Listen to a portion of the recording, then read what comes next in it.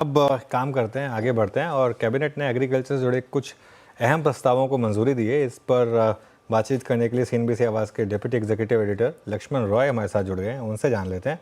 Lakshman ji, good afternoon. बताइए क्या खबर पिक कर रहे हैं आप?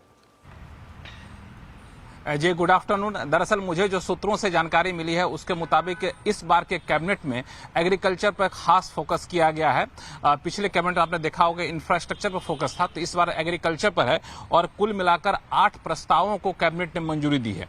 ये एक्सक्लूसिव जानकारी है, सूत्रों से जानकारी है। 3 बजे प्रेस कॉन्फ्रेंस होगी, उसमें औपचारिक जानकारी दी जाएगी। जो 8 प्रस्ताव है उसमें डिजिटल एग्रीकल्चर मिशन है सबसे बड़ा प्रस्ताव। एग्रीकल्चर सेक्टर में डिजिटल चीजों को कैसे बढ़ावा दिया जाए, डिजिटल इंफ्रास्ट्रक्चर को कैसे बढ़ावा दिया जाए, एग्रीकल्चर के जो अलग अलग समूह हैं वहां पे यूपीआई पेमेंट या दूसरे डिजिटल टेक्निक का कैसे इस्तेमाल किया जाए, इस पर फोकस किया जाएगा इस डिजिटल एग्रीकल्चर मिशन के तहत।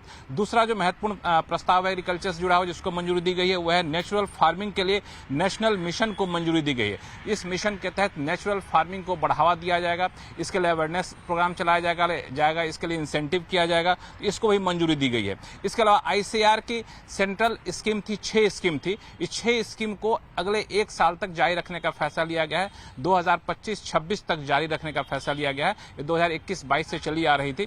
ये जो 6 स्कीम है ये दरअसल न्यूट्रिशनल सिक्योरिटी के ऊपर है, एग्रीकल्चर एजुकेशन के ऊपर है, एग्रीकल्चर मैनेजमेंट के ऊपर है, विज्ञान केंद्र को, कृषि विज्ञान केंद्र को मजबूत करने के ऊपर है। तो ये कुछ महत्वपूर्ण प्रस्ताव है जिसको यहाँ पे मंजूरी दी गई है कैबिनेट में और इसकी औपचारिक जानकारी कुछ ही देर बाद जो है सो आपको दी जाएगी 3 बजे सरकार के द्वारा।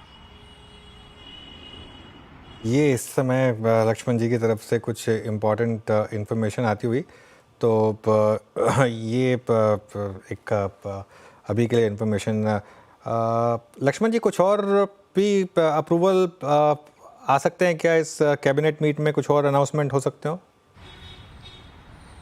जी, दरअसल एक सेमी कंडक्टर को लेकर एक बड़ा प्रस्ताव था जिसको यहाँ पे मंजूरी मिली है, ऐसी जानकारी मिली है सूत्रों से। ये सेमी कंडक्टर फैसिलिटी बनाने में वित्तीय मदद दी जाएगी। एक खास कंपनी है केन्स, अब सही उच्चारण कर रहा हूं कि नहीं मुझे नहीं पता, Kaynes technology India private limited, KAYNES, Kaynes technology India private limited, इसने प्रस्ताव दिया था कि सेमी कंडक्टर फैसिलिटी लगाने के लिए उसको फिस्कल इंसेंटिव दिया जाएगा। ये कंपाउंड सेमी कंडक्टर की मॉडिफाइड स्कीम है। उस स्कीम के तहत सरकार अलग अलग शर्तों के तहत कितना लगाना है, कितना जॉब क्रिएशन करना है, कितने दिन में प्रोडक्शन करेंगे, इन सारी शर्तों के तहत सरकार वित्तीय मदद देती है। तो उसको भी यहाँ मंजूरी मिलती हुई दिख रही है। जो सूत्रों से मुझे जानकारी मिली है तो ये सेमी कंडक्टर मिशन के तहत जो सरकार ने चलाया है उसकी तरफ एक बड़ा कदम होगा।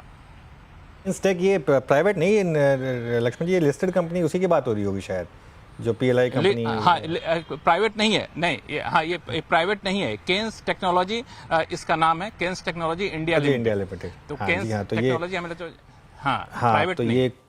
ये एक और इम्पॉर्टेंट न्यूज़, केन्स टेक्नोलॉजीज को भी एक सेमीकंडक्टर फैसिलिटी के लिए थोड़ा सा मदद देने का एक फैसला किया गया है। लक्ष्मण जी, बहुत बहुत शुक्रिया। शरद जी, गुड आफ्टरनून।